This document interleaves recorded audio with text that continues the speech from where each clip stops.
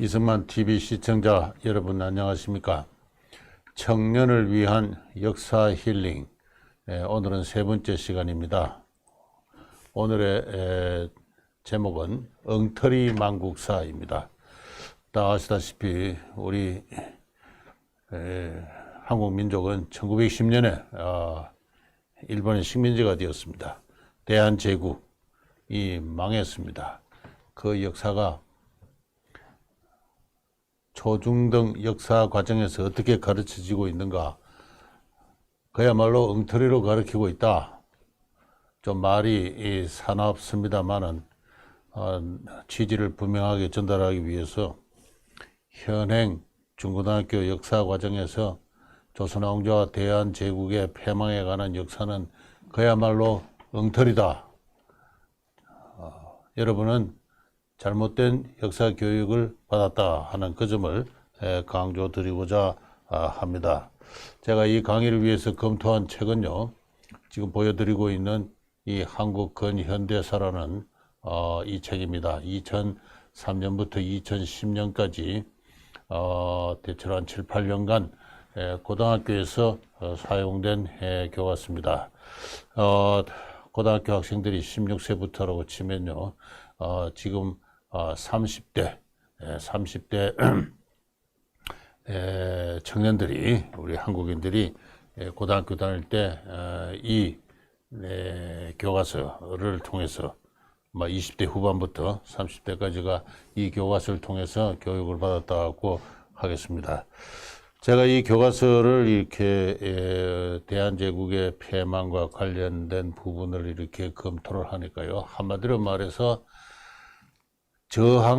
침략과 저항의 민족주의 사관에 사로잡혀 있다는 것입니다. 조선이라는 하나의 자주 독립국이 있었는데 부당한 외세 침입이 있었고, 그 부당한 외세 침입에 대항해서 열심히 맞서서 저항하고 자신을 근대화시키려고 노력했지만은 끝내 힘에 부쳐가지고 패망하고 말았다 하는 그와 같은 겁니다. 한마디로 말해서 외인론입니다. 조선망국은 악성의 외인에 의한 것이다 하는 것입니다. 이러한 침략과 저항 중심의 민족주의 역사관, 망국의 외인론으로서는 우리 조선인이 누군가, 조선왕조가 어떠한 국가체제인가,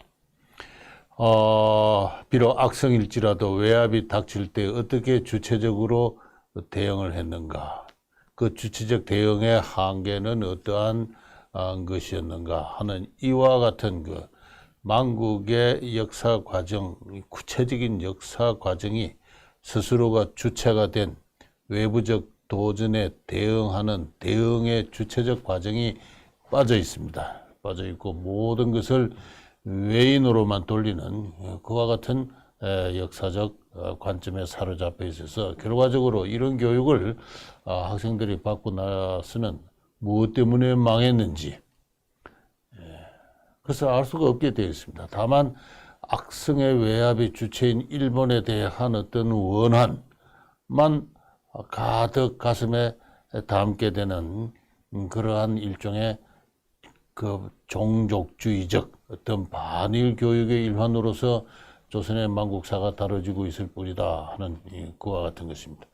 역사란 것은 과거의 사건을 되돌아보면서 그 시대 인간들의 현명함과 어리석음, 용감함과 비겁함을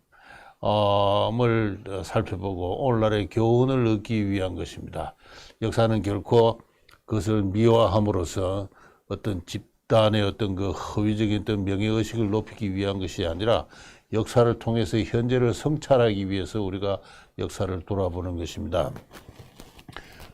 역사란 것은 주체적 성찰을 위한 하나의 학문이고, 그러한 관점에서 그 시대에 우리 한국인들이, 당시 조선왕조와 그 백성들이 어떠한 상태에 있었는가를 객관적으로 냉정하게 돌아볼 필요가 있는 것입니다. 아무리 악성의 외압이 닥치더라도 그 국민이, 그 조선왕조의 시민들이 잘 단합되어 있었다면 그리고 외압의 본질을 이해를 하고 그것에 대해서 대응을 하게 되는 또 올바른 길을 제시하는 창조적 소수가 등장하고 그 창조적 소수가 정치적 리더십을 쟁취해가지고 조선 왕조를 체제를 개혁해 나갔다면은 이 나라는 결코 망하지 않았을 것입니다. 바로 그와 같은 어떤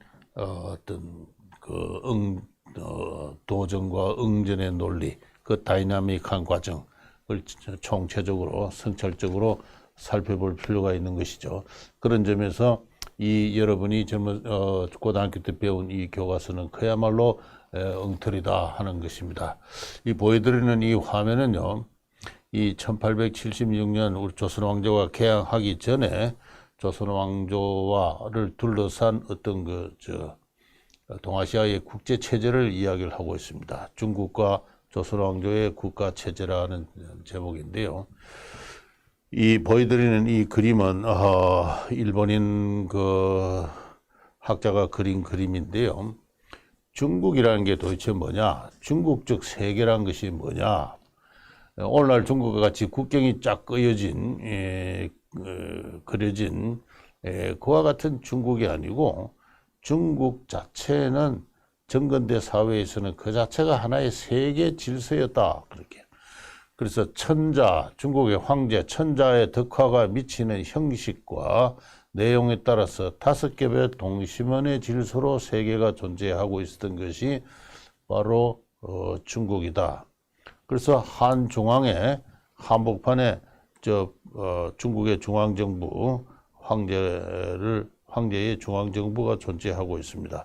그리고 여기서 서북의 반달과 동남의 반달로 중국은 당시 청제국은 나눠지고요. 이 동남의 반달이 바로 전통적인 중국입니다. 오래된 어떤 농경 문화를 중심으로 한 그와 같은 것이 동남의 반달이라면은 서북의 반달은 사막 지역이고 초원 지역이고 유목민들이 사는 그와 같은 그 지역입니다. 그래서 청제국은 이와 같이 크게 나뉜 가운데 또 5겹의 동심원의 질서가 있어가지고 중국의 황제가 관리를 직접 확인하는 것이 지방입니다. 각 성이 있고 그다음에 군현이 있죠. 그리고 그 바깥에 토사라 해서 현지 지배자들에게 통치를 위임한 그러한 지역이 있습니다. 신강이라든가 저 남쪽에 광동성의 장족들 바로 그런 것이 이 토사에 해당합니다. 그 바깥에 조공 국가들이 있어요. 중국 황제에 의해서 책봉을 받는 제후들이 다스리는 그와 같은 나라들입니다. 이 12개의 조공국이 있었는데 조선은 거기 이 조공국의 대열에 포함되어 있었다 이렇게 이야기를 할 수가 있습니다. 그래서 조선의 국제적 지위는 중국이 중심이 된 세계 질서에 있어서 농경문화, 동남의 반달 속에서 중국 황제의 책봉을 받는 조공국가에 속하고 있었습니다. 그리고 그 바깥에 중국과 호시에서 통상을 하는 그와 같은 국가들이 있었고 그 바깥은 이제 중국의 덕화가 미치지 않는 그 지역은 이제 금수의 나라에 해당합니다. 이러한 중국적 질서 속에서 조선 왕조의 국가 체제는 천자를 정점으로 하는 제후, 대부, 사, 서, 천의 위계로 짜인 예의 국제 질서로서 존재한 도덕 국가였다 이렇게 이야기를 할 수가 있습니다. 조선 왕조의 국가 체제는 그 자체로서 완벽하게 설명되지 않고 천자를 정점으로 해서 조선왕 제후가 있고 그 다음에 대부 이 양반 관료들이 있고 그 다음에는 관료로 나아가지 못한 선비들이 있고 그 다음에 서민들이 있고 천이 있고 하는 이와 같은 그 신분제적 위계로 짜여 있는 그 신분제적 위계는 나름의 또 독자의 어떤 정치적 윤리가 부여되어 있죠. 그래서 그 위계로 짜인 예의 국제 질서로서 도덕 국가입니다. 근데 이러한 어떤 국가 체제를 갖고 있기 때문에 조선 왕조는 독자의 어떤 군국의 의지를 갖고 나라는 자기 힘으로 지킨다는 이와 같은 생각이 없었습니다. 조선 왕조의 국가 체제 속에서 현대적 표현으로 자주국방을 한다와 같은 그와 같은 개념은 없었습니다. 조선 왕조가 유지한 약 한 7,000명 정도의 군대는 어디까지나 왕성을 옹이하기 위한 하나의 치안군으로서의 그 역할을 갖고 부여받고 있었고, 외적에 침입해서 국권을 수호하기 위한 그런 국방군으로서의 어떤 그 관념은 갖고 있지 않았습니다. 이와 같은 조선 왕조의 국가 체제는 오늘날의 연구 성과에 의해서 누구도 부정할 수 없는 하나의 객관적인 어떤 국제 질서입니다만은, 교과서는 이것을 가르치고 있지 않아요. 있지 않습니다. 조선 왕조는 자주하는 비록 사대를 했지만 자주하는 입장에서 독자의 국익을 추구했다 하는 그와 같은 입장으로서 어디까지나 근대적인 독립국가적 어떤 위상을 갖고 조선 왕조의 국제적 위상을 설정하고 있습니다. 그렇게 되어 놓으니까 개항 이후 이 국제 질서가 어떻게 변하는가에 대한 그런 문제의식이 거기서 생각이 나지는 않는 것입니다. 이와 같은 중국적 어떤 그 국제 질서 체제가 해체되고 재편되고 근대적인 제국주의 질서로 재편되는 과정이 바로 동아시아의 그 19세기 후반의 격동의 어떤 그 국제 정치사라고 한다면은, 바로 이와 같은 전통적인 질서가 전제되어 있지 않으니까 그 질서 속에 놓인 조선의 위치라는 게 적극적으로 위치 설정되지 않으니까 개항 이후 조선을 둘러싼 국제 정치사가 해명이 되지 않은 것입니다. 이것은 제가 자주 소개하는 그림입니다만은 18, 19세기 조선 왕조가 어떠한 세계사 인식을 가졌는가에 대해서 조선 왕조가 그린 천하도라는 잘 알려진 어떤 그 지도입니다. 천하사의 총남도라 해서 세계의 지도입니다. 한복판에 이 하얀 부분이 중국이에요. 그 동북 쪽에 조선이 있습니다. 그리고 그 바깥에 바다가 있고요. 바다 건너 또 하나의 대륙이 있고, 한 세 개는 이런 식으로 이렇게 동시문적, 세 개의 동시문적 질서를 갖고 있는데, 조선은 중국의 한 변방에 속하고 중국적 대륙에 있는 세계의 중심으로서 중국 다음에 소중화적 어떤 질서를 갖고 있는 이와 같은 그 위치로 조선 왕조 스스로가 그와 같은 위치 매김을 하고 있었다라고 할 수가 있습니다. 옆에 보이는 그림은 저 바깥 지역에, 바깥 대륙에 살고 있는 금수의 나라입니다. 그래서 이거는 일목 국가에서 온 그 눈이 하나밖에 없는 어떤 그러한 어떤 저 금수들의, 오늘날의 그 영국, 네덜란드, 스웨덴 이런 지역에 온 사람들이 조선 왕조의 세계사적 인식에 의하면 하나의 일목인들이 사는 나라로 이렇게 비정되고 있었습니다. 근데 이와 같은 이 중국적 질서 속에 포섭되고 있는 조선 왕조가 개항 이후에 어떻게 세계사를 인식을 하고 다가오는 외세에 주체적으로 대응했는가 하는 그런 문제입니다. 그런데 이 보여드리는 이 목차는요, 제가 조금 전에 소개한 어떤 한국 근현대사라는 책, 그 금성 출판사가 제시한 어떤 개항기의 그 서술 목차입니다. 이 목차를 쭉 소개하면요, 외세 침략과 외세의 침략적 접근과 개항에서 침략이 이렇게 주어집니다. 그리고 거기에 주제 4를 보면은 개항과 불평등조약 체제에서 개항과 더불어 불평등조약 체제가 성립한 것이 언급되고 있습니다. 그리고 2장, 3장, 4장, 5장에 걸쳐서는 어떻게 거기에 개화운동과 근대적 개혁의 추진, 제3장은 구국민족운동의 전개, 제4장은 개항 이후의 경제와 사회, 이렇게 쭉 연결되는데, 이 전통적인 동아시아 국제 질서가 어떻게 변형되어 왔는가? 이 동아시아 국제 질서가 크게 한번 요동을 치고 해체되고 마는 것이 청일전쟁입니다. 이 청일전쟁에 관한 이야기가 없어요.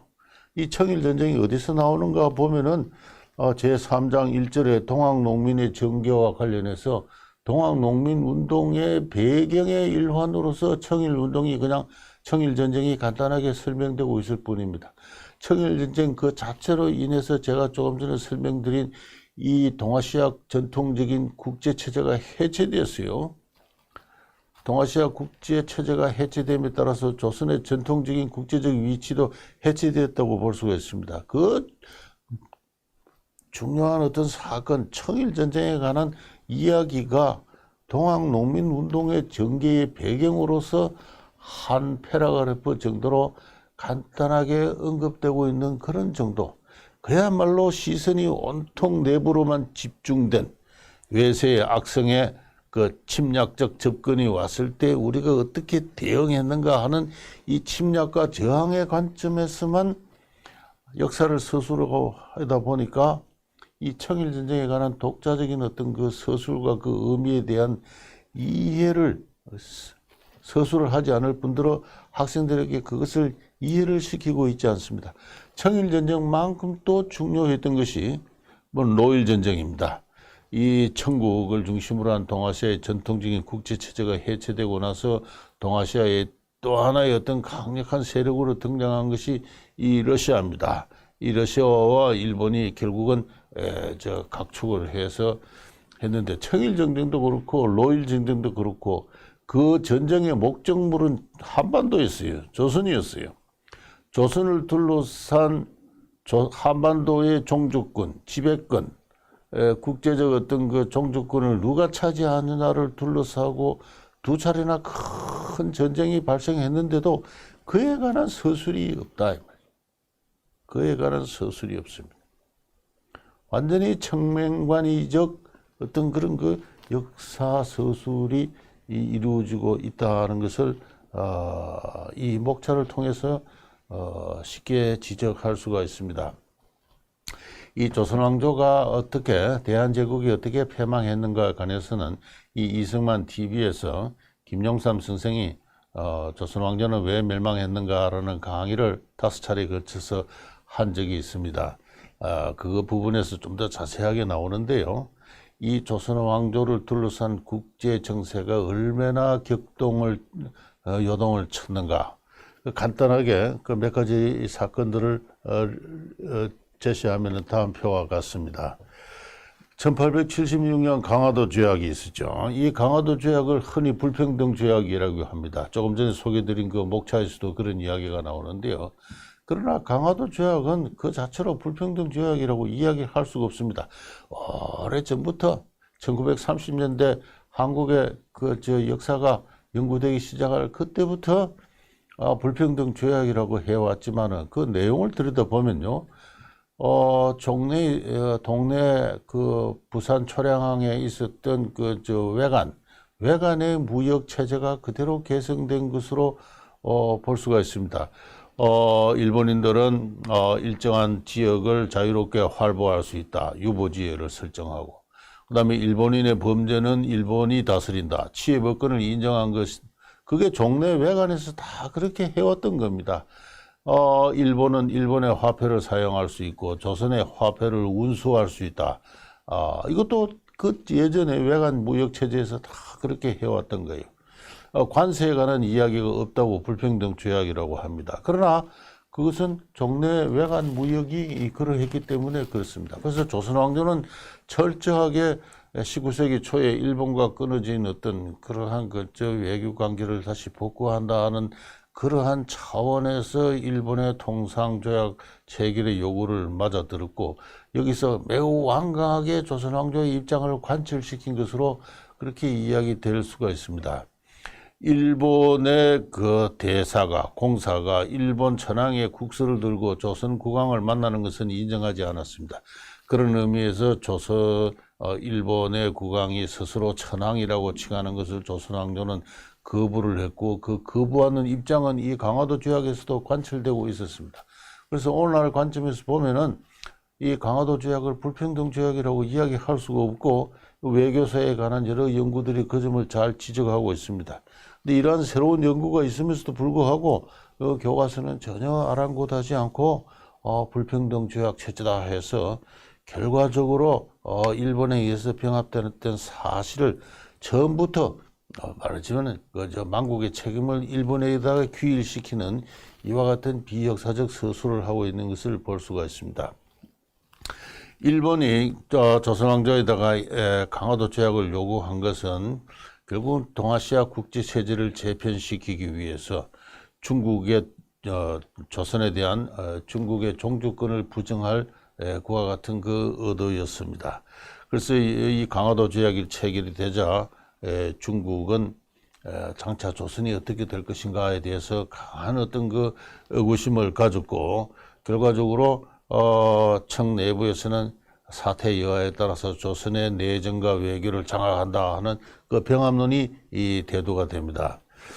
이런 가운데 현실적으로 병합은 어렵고, 차라리 외국의 열광 등과 통상을 하게 해서 세력 균형을 이렇게 이루는 것이 덕이 되고 점진적으로 중국의 종주권을 확인시켜 간다 하는 게 중국의 입장이었고, 따라서 그와 같은 중국의 어떤 그 권유에 의해서 미국과 통상제약을 체결합니다.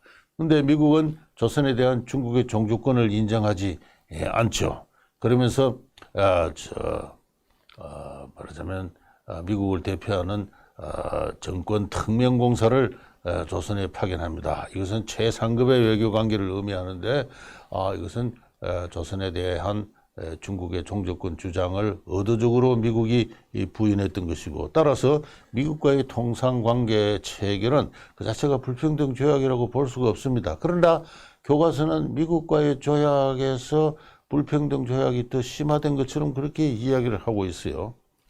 그러다가 조선의 내부에서 이모군란이 발생을 합니다. 이모군란이 발생하니까 조선의 내정에 간섭할 기회를 노리고 있던 청군이 신속하게 이 민시정권의 그 요청도 있고 해서 서울에 3,000명의 군대를 주둔시킵니다. 이 외국 군대가 일방적으로 수도에 진입을 했다는 사실이 대단히 중요한 사건이에요. 여기서 조선이 중국의 속방이다라는 게 국제적으로 그만 확인되고 말았습니다. 그리고 청나라의 황제는 조청상민 수륙 통상장정이라 해서 조선과의 불평등 조약을 체결하는데, 실제로 불평등 조약은 근대적 형식을 갖는 불평등 조약은 이 중국과의 관계에서 체결된 겁니다. 이 조약의 서문에 보면은 조선은 중국의 번병이다, 속방이다 한 걸 명시를 합니다. 명시를 해요. 그래서 불평등 조약 체제가 근대적 조약의 형식으로 최초로 명문화된 게 이 중국과의 관계예요. 그런데 교과서는 이런 것에 대해서 쓰고 있지 않습니다. 그 엉뚱한 강화도 조약이나 미국과의 통상제약을 불평등 조약 체제라고 비판을 하고 있어요. 그 다음에는 영국과 통상조약이 체결됩니다. 이 영국은 통상조약을 체결하고 나서도 아예 공사나 대사를 파견하지 않아요. 영사만 파견합니다. 영국은 중국의 종주권을 처음부터 인정하고 있었던 것이죠. 장차 러시아가 한반도로 밀려올 텐데 중국이 막아주면은 다행이다 하는 그와 같은 입장에서 중국의 조선에 대한 종주권 주장을 처음부터 용인을 했던 겁니다. 왜 이렇게 중요한 어떤 사실들을 교과서에서 쓰고 있지 않느냐. 그리고 갑신정변이 일어났어요. 그리고 천전조약이 체결이 됐는데, 이 천전조약에서 일본은 중국의 종주권을 사실상 인정을 하게 됩니다. 강화도 조약에서는 조선은 자주국이다 해서 강화도 조약 제1조에 조선은 자주국이다 해서 중국의 종주권을 부정합니다만은, 그러나 이 천진조약에서는 일본은 조선은 자주국이라고 주장을 하지 않고 장차 조선의 양국이 동시 출병한다는 조항을 하나 확보하는 선에서 중국의 조선의 사실상의 지배를 승인을 하게 됩니다. 그 다음에는 러시아와의 통상제약을 맺고요. 러시아와의 통상제약을 맺는 그 순간 미국은 정권 특명공사를 철수시킵니다. 그리고 외교관계를 영사급수로 낮추고요. 러시아와의 통상관계를 체결을 하게 되니까 영국이 그 문들을 점령을 하죠. 근데 조영 통상조약을 보게 되면은 영국의 군함은 조선 연안 어디에도 그의 선박을 정선시키고 선언을 선원과 군인을 하륙시킬 수 있다 이렇게 되어 있어요. 영국이 세계를 경영하는 나라가 허술하게 거문들을 불법 점령한 것은 아닙니다. 미리 다 예상을 하고 조약을 그렇게 체결해 놓은 거예요. 근데 이것을 불법적 점령이라고 흔히들 이야기를 하는데 뭐 그 자체로서는 큰 하자가 있는 말은 아닙니다만은 그러나 조영 통송조약의 내용에 관한 한 전혀 근거가 없는 짓만은 아니었다. 그만큼 이미 한반도는 세계 열강의 각축의 대상이 되고 있는 가운데 특히 러시아의 부동항을 찾아서 전통적으로 남진 정책을 취할 때 동아시아로 뚫고 나오려고 하는 러시아를 영국이 막아서는 그와 같은 어떤 그 국제적 어떤 그 대립체 전선에 한반도 조선왕조가 놓여 있다. 이런 것을 좀 구체적으로 교과서에서 쓸 필요가 있습니다. 영국이 거문들을 점령해서 브라디보스톡의 러시아 함대가 동해를 거쳐서 동전하해로 나가는 것을 막으니까 러시아가 한반도를 사실상 포기하고 시베리아 철도를 놓아서 바다로가 아니라 철도를 통해서 한반도로 진입할 어떤 이와 같은 정책을 취합니다. 그래서 청과 르가 텐진 협약을 맺고 여기서 러시아는 한반도에 대한 관심이 없다는 것을 표명을 함으로써 사실상 청의 종주권은 러시아로부터도 승인받는 이런 결과가 됩니다. 이렇게 한반도가 완전히 국제적으로 청의 이홍장의 매우 지도 면밀한 외교 정책의 결과 일본으로부터 미국으로부터 영국으로부터 러시아로부터 청의 종주권을 사실상 확립시켜 나가는 그와 같은 그 과정을 보고 있던 일본은 드디어 중국과의 결전을 국책의 방침으로 정하고 전쟁을 추구합니다. 일본의 입장은 한반도는 일본의 방위를 위해서 포기할 수 없는 국익이 걸린 그와 같은 것이다. 그런데 장차 러시아가 시베리아 철도를 완성을 하고 한반도로 내려올 때 조선 왕조가 중국을 막을 능력은 없다. 또 러시아를 막을 능력이 없을 뿐더러 중국 스스로도 너무 부패하고 무능해서 러시아를 막을 수 없다. 따라서 러시아가 한반도에 도착하기 전에 시베리아 철도를 완성해서 한반도에 내려오기 전에 우리가 한반도에 걸린 국익선을 스스로 확보하지는 안 되고 그러기 위해서는 중국과의 전쟁이 불가피하다 하는 이와 같은 입장입니다. 이렇게 해서 사실상 중국과의 전쟁에 돌입하게 되고 그렇게 해서 1894년에 드디어 청일전쟁이 일어나게 되는데 이와 같은 그 외교 과정을 이 외교 과정에서 조선왕 국제 정세가 어떻게 변했는가 그리고 거기에 대해서 조선왕조는 어떻게 대응하고 있었는가 그걸 교과서에서 쓰고 있지 않아요. 조선왕조는 매우 어리석게도 이 제7번에 나와 있습니다만은 8번에 나와 있습니다만은 고종은 러시아와 동맹을 추구합니다. 중국이 하도 간섭을 심하게 하니까 이것은 전통적인 어떤 4대 정책에 위반되는 거 아니냐 이렇게 생각을 해서 고종은 새롭게 자기를 보호해줄 새로운 어떤 보호국 보호자를 찾아서 나서서 러시아에 접근을 합니다. 대단히 위험한 어떤 그와 같은 외교 정책을 취한 것이죠. 김영삼 씨 선생의 표현에 하면 세계 패권국인 영국과의 관계를 어떻게 모셔갈 것인가에 대한 관심은 없고 영국이 전통적으로 막아온 러시아, 2등 국가 러시아에 접근을 함으로써 대단히 국제 열강으로부터 배척당하는 스스로 그야말로 미국인들의 표현에 하면 철없는 외교를 하는 이와 같은 모습을 보이게 된 것입니다.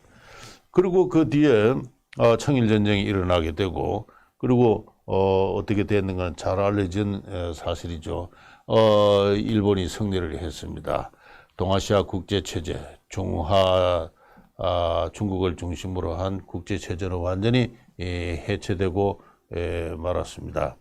그 다음에는 이제 또 러시아가 간섭을 하죠. 그래서 러시아 삼국 간섭을 해서 일본의 한반도에 대한 어떤 종주권이 또 철수를 합니다만은 이 기회를 틈타서 고종은 러시아에 접근을 하게 됩니다. 뭐 이후 여러 가지 그 과정이 그 다음부터 한 10년간은 고종이 지속적으로 친러 정책을 취하면서 러시아를 새로운 보호자로 받아들이는 이와 같은 과정이고, 그것에 대항해서 영국과 일본이 동맹을 맺어가지고 그것을 저지하는 그런 과정입니다. 1896년에 야마가타 로마노프 협정은 더 이상 싸울 것 없이 한반도를 분할하자 하는 일본의 외무상과 러시아의 외무상의 협상이고요. 그다음에 그런 협상 과정에서 러시아가 아주 불법적으로 대련항을 점령을 합니다. 대련항을 점령하고 나니까 부동항을 하나 확보를 했죠. 그렇게 하니까 한반도에 대한 관심이 상대적으로 줄어들어서 한반도에서 철수를 합니다. 그게 니시로젠 협정이고요. 그러다가 러시아가 다시 1902년에 어와단 사건을 계기로 해서 만주 전체를 점령을 하게 되죠. 그렇게 하니까 영국과 일본이 동맹을 맺고, 그리고 고종 황제가 어리석게도 러시아에게 영안포라는 항구를 제공을 하게 됩니다. 이렇게 되니까 일본으로서는 러시아와의 전쟁을 피할 수가 없었고, 그렇게 해서 최후의 교섭이 결렬되는 가운데 로일 전쟁이 발생을 하게 되고, 그 로일 전쟁을 전후해서 미국은 대한제국을 포기를 합니다. 아시아의 평화를 위해서는 차라리 일본의 보호하에 들어가는 것이 좋다. 어떠한 경우에라도 대한제국의 인민들의 행복은 오히려 정진될 것이다. 그렇게까지 이야기를 합니다. 미국이 그와 같은 판단을 내리면서 조선을 포기를 하고 디어 가스라 테프트 조약이라든가 제2차 영일동맹, 포스마스 강화조약 등등에서 한반도에 대한 일본의 감독권이 승인되어 가죠. 이제 이러한 그 드라마틱한 과정이 교과서에서 서술되고 있지 않아요. 서술되고 있지 않은 가운데 오로지 악성의 침략의 주체로서 일본, 탄일의 세력으로서 일본 하나만 설정되어 있고, 그 일본에 대항해서 우리 조선인민이 어떤 식으로 대응을 했던가 하는 그런 이야기들만 잔뜩 이렇게 써놓고 있는데, 다 잘 알다시피 이 대한제국은 이 교과서에 보면은 대한제국과 광무개혁해서 이 고종 황제라는 사람이 스스로 어떻게 근대적으로 그 국가를 바꾸려고 했던가 이야기를 하면서 대한제국이 행한 일련의 정책을 광무개혁이라 그럽니다. 이 광무개혁이라는 것도 근거가 있는 말이 아니에요. 당시 사람들이 우리 황제가 개혁을 하고 있다 이렇게 이야기를 한 적이 없습니다. 고종 황제는 대한제국을 만들어 놓고 대한제국의 모든 주권과 재정과 어떤 외교적 권한과 군사적 권한, 재판 권한을 한 몸에 장악을 했어요. 이 사진은 대한제국의 황제로 즉위할 때 고종 황제의 복장입니다만, 러시아로부터 황제로 취임해도 좋다는 어떤 내락을 받은 위에 러시아 황제 복장을 하고 있는 이와 같은 모습입니다. 새로운 어떤 그 보호자, 러시아의 내락하에서, 지지하에서 대한제국이 들어서면서 고종 황제는 그 국가 자체를 자기의 가산제 국가로서 적극적으로 편성을 했습니다. 그래서 대한제국의 국제를 보면은 대한제국은 영원한 만세불변의 전제군주 국가이니라 이렇게 해서 쭉, 이러한 것이 어떻게 근대적 개혁이 될 수 있느냐, 여기에 대해서 많은 반론과 비판이 있으면서도 불구하고 이 교과서를 쓰는 어떤 국사학께서는 고종 황제의 일련의 정책을 근대적 개혁이라고 하고 광무개혁이라고 이름을 붙여놓고 있는 거예요. 그 다음에는 심지어는 이 을사조약은 1905년에 이 외교권을 탈취한 을사조약은 불법적 조약이었다고 해서, 이거는 서울대학교 이태정 교수가 주장한 내용입니다만은 이게 사실은 엄밀한 의미에서 실정적인 근거를 갖추고 있지 않은 개인적인 주장에 불과합니다. 한 역사학자의 호사가적인 어떤 그런 어떤 실정적인 근거가 충분하지 않는 그와 같은 주장을 교과서에다 이렇게 써놓고 있는 모습을 볼 수 있어요. 국제조약이 체결되기 위해서는 먼저 주권자인 황제가 외무 대신에게 조약 체결에 관한 정권을 위임해야 됩니다. 그리고 그 조약 체결의 그 권리를 위임받은 대신이 가서 조약 체결을 협상해서 오면은 그것을 가지고 황제가 비준을 하는 그래서 조약 체결 양국의 외무 대신들끼리 조인을 하고 그리고 조인한 결과를 황제가 최종적으로 비준을 하는 이 위임과 조인과 비준의 절차가 갖춰지지 않았 그와 같은 어떤 조약이다라고 이태진 씨가 주장하는데 그것 전부 사실이 아니에요. 사실이 아닙니다. 고종 황제는 1905년에 자기를 찾아온 이토 히로부미 일본으로부터의 특사를 맞이해서 분명히 외무 대신 박재순에게 협상을 타결하라고 지시를 했고 정권을 위임을 했습니다. 박재순은 나 그거 할 수 없어요 라고 이렇게 자꾸 발뺌을 합니다. 많은 신하들이 이것은 황제가 결정할 일이지 왜 신하에게들에게 그 협상 타결하라고 그러십니까 했을 때 황제는 역정을 내면서 협상 타결하라라고 분명히 지시를 했고 마지못해서 박재순이라는 사람이 협상에 임합니다만은 협상이 진척되지가 않아요. 그렇게 되니까 이 고종 황제는 이토 히로부미로 하여금 팔대신을 회의를 소집해서 회의를 주재할 수 있는 권한까지 위임을 하게 됩니다. 그 과정이 자세하게 서류상으로 다 남아 있어요. 그렇게 해서 엉뚱하게 일본에서 온 사람이 팔대신 회의를 주재하는 장면을 여러분은 잘 알고 있지 않습니까? 그 황제가 위임한 거예요. 그렇게 해서 팔대신들이 논의를 하기를 그러면 외교권이 일본이 가져가더라도 조선이 다시 부강해지면 외교권을 돌려주세요. 이토 히로부미 사람이 그거 좋다. 이렇게 해서 조약 원문을 수정을 합니다. 그리고 그 보고를 받은 고종 황제가 그 내용에 만족을 해요. 만족을 합니다. 그런 과정 자체가 자세하게 밝혀져 있어요.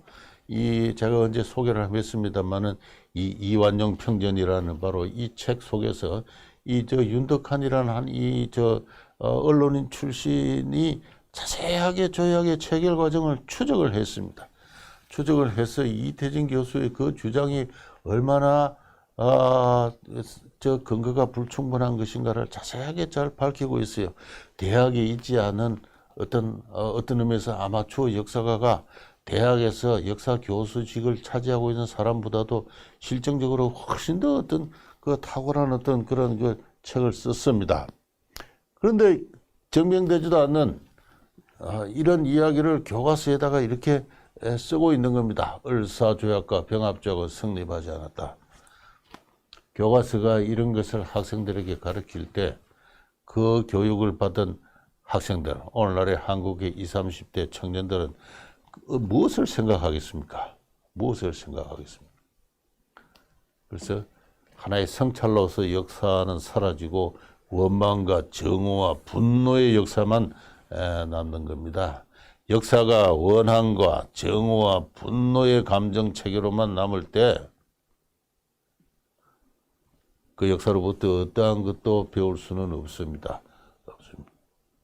그리고 이런 것이 하나의 집단적인 거대한 어떤 종족주의적인 어떤 반일 민족주의로 끌어오를 때 그것이 오늘날 현실 정치에서도 심각한 영향을 미치고 있는 것이죠.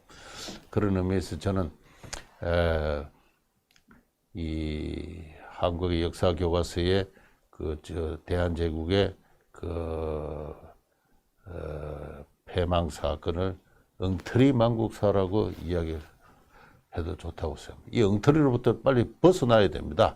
가슴이 쓰리고 아프지만은 역사의 진실을 응시를 할 때 거기는 훨씬 더 큰 어떤 배움과 성찰과 용기와 지성이 생겨나는 것입니다. 바로 그러한 역사학의 본연의 자세로 한국의 역사학은 역사 교육은 빨리 되돌아갈 필요가 있다. 그런 이야기를 하는 것으로 오늘 이야기를 마치겠습니다. 감사합니다.